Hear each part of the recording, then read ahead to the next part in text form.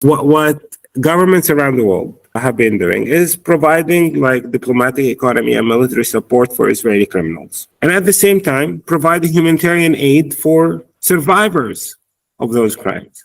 So what are they doing? They support both sides of the same problem. The only outcome for supporting both sides of the same problem, the only outcome of supporting the oppressor and the oppressed is to maintain oppression. So why do Western governments do this? Why do they work on maintaining this oppression?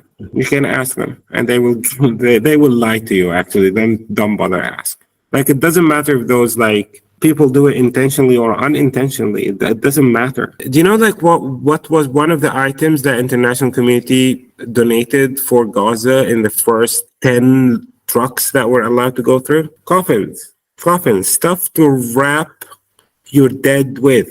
You know, because we have shortage of those like white wraps. So some people donated them. So yeah, we provide the state of Israel with the bombs to kill you, and we'll provide you with the cloth to wrap up the dead that Israel killed. So we are supporting both sides of the same genocide. Why do they do it? I'm not a spokesperson for any of them. But I know it's disgusting, and I know it's criminal, and I know it's beyond savagery. But they do it. Listen, I never had faith in any Palestinian government. Like, I don't believe that the role of a Palestinian is to rule another Palestinian under domination of oppression. India is full of those examples. It's full of like Indian elites who ruled Indians under the boots of British soldiers. Were they any relevant? Of course not.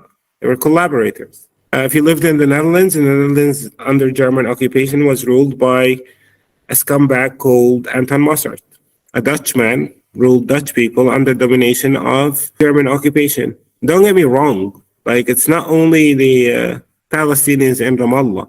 It's not like Palestinians ruling Palestinians under domination of the state of Israel are only found in the city of Ramallah, but also they are found in the Israeli parliament. They are found in Jerusalem. They are found in Gaza. Like the Islamic resistance movement as a political party, they're not supposed to rule Palestinians in Gaza under domination of the state of Israel. When you are oppressed, you lead your people into freedom. You don't rule them under oppression. You lead them to freedom.